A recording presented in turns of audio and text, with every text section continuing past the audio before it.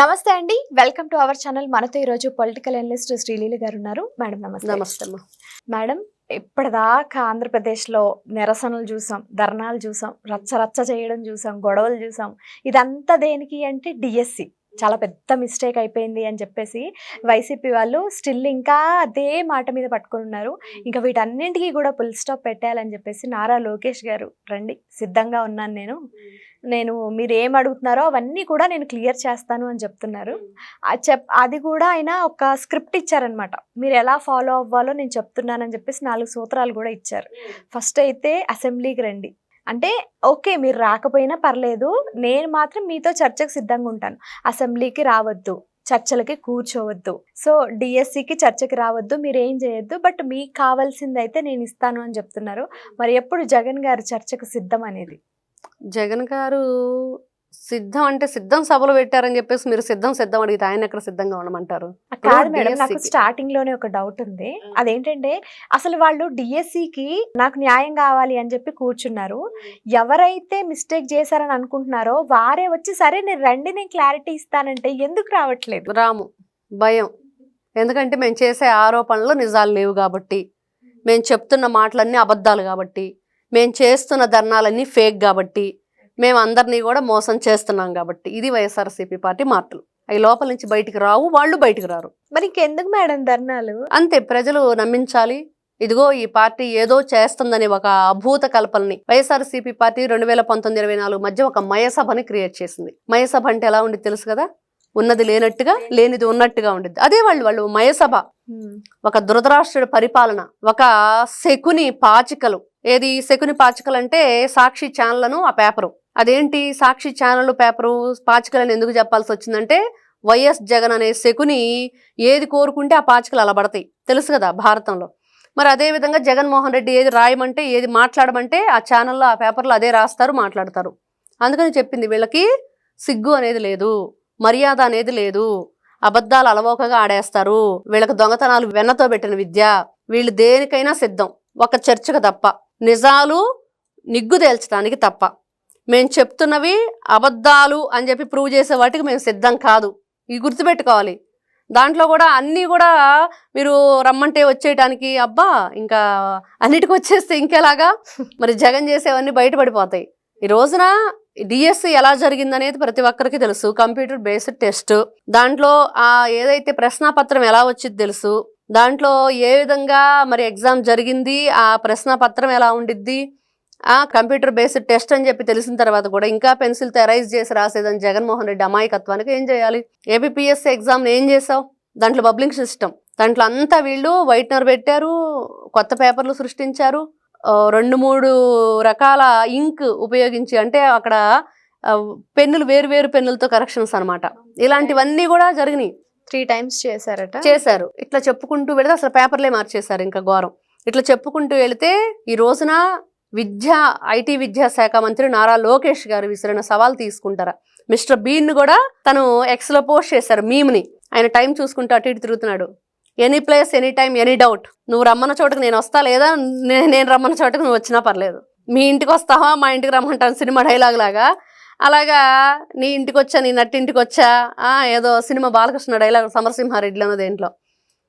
అట్లాగా నిజంగా మీరు సేమ బిడ్డవైతే రా బయటకు అని అంటాడు కదా. ఈ రోజున జగన్మోహన్ రెడ్డి సేమ బిడ్డ, పులి బిడ్డ, మచ్చలు ఉన్న పులే, మచ్చలు లేని పులే, పులివెందుల పులే, ఇదేం పులే చెప్పుకోవాలి, లేకపోతే పులిని చూసి వాతలు పెట్టుకున్న నక్క, వీళ్ళు తేల్చుకోవాలి. మేడం, ఇప్పుడు ఈయన ఇంత ఓపెన్ గా ఛాలెంజ్ ఇచ్చిన తర్వాత కూడా ఆయన రాకపోతే ఆయన పరువు ఉంటుందంటారా? అంటే ఇక్కడ ఘోరమైన విషయం ఏంటంటే, అంత కష్టపడి వాళ్ళు ఎగ్జామ్ రాసి వాళ్ళు చెప్తున్నారు, మేము తినక బిడ్డల్ని వదిలేసి దూరా నుండి కోచింగ్ సెంటర్లో ఉండి నేర్చుకొని మేము కష్టపడి రాస్తే ఎప్పటి నుంచో వేచి చూసాము. జగన్మోహన్ రెడ్డి డిఎస్సి నోటిఫికేషన్ విడుదల చేయకుండా వాళ్ళని పాపం అరచేతిలో వైకుంఠం చూపించాడు వైఎస్ జగన్.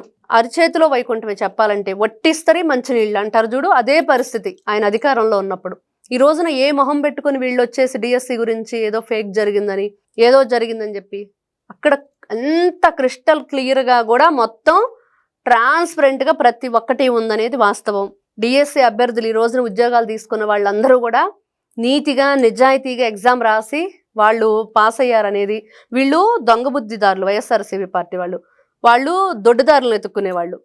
అలాగా వీళ్ళు రాజమార్గంలో వచ్చిన అభ్యర్థులను కూడా దొడ్డిదారిని వచ్చారు మాలాగా అనుకునే రకాలన్నమాట. కాబట్టి వైఎస్ జగన్ అనే వ్యక్తి పరువు పోయిద్దని మీరు అన్నమాటకి ఆయనకు పరువు అనేది లేనే లేదు. వాళ్ళకి ఆ పరువు ఉంటే ఉన్నాళ్ళకి భయం మర్యాద, బయటకు వచ్చినప్పుడు ఎలా మాట్లాడాలి, లేకపోతే ఎవరైనా బోసుడికి అన్న మాటకి బయటకు వచ్చి బహిరంగంగా ఒక సీఎం, ఆ రోజున సీఎంగా ఉన్నాడు వైఎస్ జగన్, ఒక చర్చలో లా కొడుకు అని అర్థం అని చెప్పాడు బోసుడికేకి. ఏం చెప్పాలి? ఎవరైనా అలా మాట్లాడతారా? పొరుగు గల వాళ్ళు మీరు అంటున్నట్లుగా జగన్ పొరుగు ఉందంటే అసలు ఆ మాటకి ఇప్పుడు బోసుడికే అన్న దానికి అర్థం అదనేది ఎవరికి ఏ డిక్షనరీలో లేదు.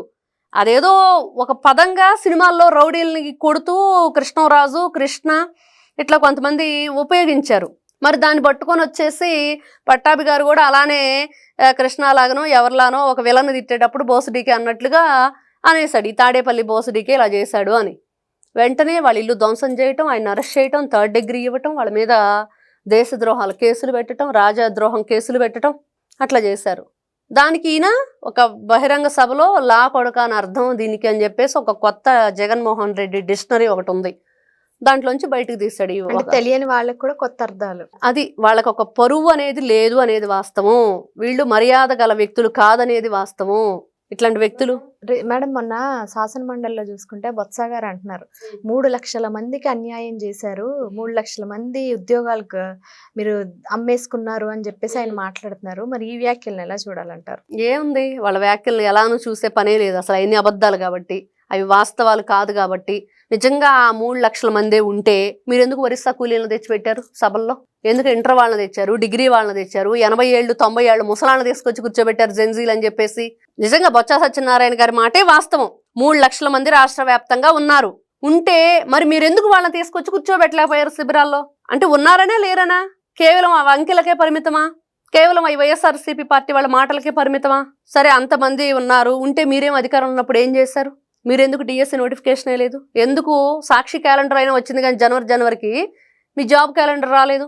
అంటే జగన్మోహన్ రెడ్డి జాబ్ క్యాలెండర్ అంటే సాక్షి క్యాలెండర్ అనేది అర్థం చేసుకోలేకపోయావా ఆ రోజున? అదే నిజమా? అదే వాస్తవమా? ఇలా చెప్పుకుంటూ వెళితే వీళ్ళ చండాలమైన పనులు చాలా ఉన్నాయి. ఎన్ని చండాలమైన పనులు చేశారో అందరికీ తెలుసు. వీళ్ళు ఈ రోజున సవాలుకి రారు, సిద్ధంగా లేరు వైఎస్ఆర్సీపీ పార్టీ వాళ్ళు. వీళ్ళకి చీము రక్తం అనేది లేదు అనేది ప్రజలు మాట్లాడుకుంటున్న మాటలు. మీరు ఏదైనా సరే ఇట్లాగా అబద్ధాలు చెప్పటానికి కానీ, అవినీతి పనులు చేయటానికి కానీ, లేకపోతే ఎదుటి వాళ్ళ మీద నిందలు వేయడానికి, బూతులు తిట్టడానికి, క్యారెక్టర్ అసాసినేషన్ చేయడానికి, ఇలాగా ఇదిగో ఆ రోజు చూసాం ఫీజు రియంబర్స్మెంట్ అని చెప్పేసి పిల్లల్ని తీసుకొని స్టూడెంట్స్ ధర్నా అని చెప్పి చేశాడు, యువత పోరు అని. ఆ తర్వాత ఉద్యోగస్తులు ఏదో నిరుద్యోగ పోరు అనేది పెట్టాడు, రైతు పోరు అన్నాడు. ఎవ్వరు లేరు అక్కడ, రైతులే ఉండరు, నిరుద్యోగులు ఎవరూ లేరు అక్కడ. మరి యువతకు సంబంధించి ఆ ఫీజు రియంబర్స్మెంట్ బకాయిలు పెట్టేళ్ళింది జగనే, మళ్ళీ దాని మీద పోరుకు సిద్ధం అనేది జగనే. మరి ఆ తర్వాత ఎలక్ట్రిక్ సంబంధించి ఏదైతే ఈ కరెంటు ఛార్జీలు పెంచేది అతనే, మళ్ళీ దాని మీద పోరుకు సిద్ధం అనేది ఆయనే. ఇలా చెప్పుకుంటూ వెళితే వైఎస్ఆర్సీపీ పార్టీ వాళ్ళు కేవలం ఇలా ఎలిగేషన్స్, ఫాల్స్ ఎలిగేషన్స్ చేసేవాళ్ళే తప్పించి అవి ఏంటి మనం తేల్చుకుందాం, నిజాలేంటి అబద్ధాలేంటి అనేది రమ్మంటే మాత్రం మేము రాం తూచని చెప్పి వెళ్ళిపోతారు. ఇది ఇట్లాంటి వ్యక్తులు వైఎస్ఆర్సీపీ పార్టీ వాళ్ళు. కాబట్టి వైఎస్ఆర్సీపీ పార్టీ వాళ్ళకి మర్యాద అనేది లేదు, గౌరవం అనేది లేదు, వితిన్ జగన్మోహన్ రెడ్డి గారితో సహా అనేది ప్రజలు స్వయంగా మాట్లాడుకుంటున్న మాటలు. నిజంగా మీరు ప్రజాప్రతినిధులుగా ఈ రోజున ఎమ్మెల్యేలుగా, ఎమ్మెల్సీలుగా అక్కడ శాసన సభకి రారు, మండలికి వచ్చి చర్చ అంటారు, రచ్చ చేస్తారు. ఏ సమస్యలు లేవు రాష్ట్రంలో ఈ రోజున. ఎల్నినోతో రాష్ట్రంలో ఎలాంటి వర్షాభావ పరిస్థితులు ఏర్పడ్డాయి తెలుసు కదా. మరి ఆ పంటలు ఎలా పండించుకోవాలి, వాళ్ళకి ఎలాంటి సహాయ చర్యలు మనం అందించాలి, నీటి ఎద్దడున్న ప్రాంతాల్లో మనం ఎలాంటి మరి ఆ వాటర్ వాళ్ళకి ఫెసిలిటీ ఇవ్వాలి, మరి ఆరోగ్య, విద్య, వైద్యం, అక్కడ ఏదైతే ఆ గ్రామీణ ఇన్ఫ్రాస్ట్రక్చర్ సంబంధించి మురుగునీరు, సాగునీరు, తాగునీరు, ఎన్ని సమస్యలు ఉన్నాయమ్మ రాష్ట్రంలో. ఈ రోజు డిఎస్సిని ఇన్ని నెలలుగా పట్టుకొని వీళ్ళు ఇంకా ఏడుస్తూనే ఉన్నారు. ఏదో కోడలు తెచ్చిన 6 నెలలకి అత్త ఏడుస్తుందంటే ఇట్లాగే ఉండిద్ది. ఇప్పుడు ఏడుస్తున్నారు వీళ్ళు. ఏడవమని ఎన్ని రోజులు ఏడుస్తారు? వీళ్ళు ఏడుపులు పట్టించుకునే వాళ్ళు ఎవ్వరు లేరు. ఏడ్చి ఏడ్చి ఏడ్చి మరి నోరు నొబ్బుట్టి ఊరుకుంటారో లేకపోతే ఏం చేస్తారో వాళ్ళ ఇష్టం. Okay, thank you madam. నమస్తే.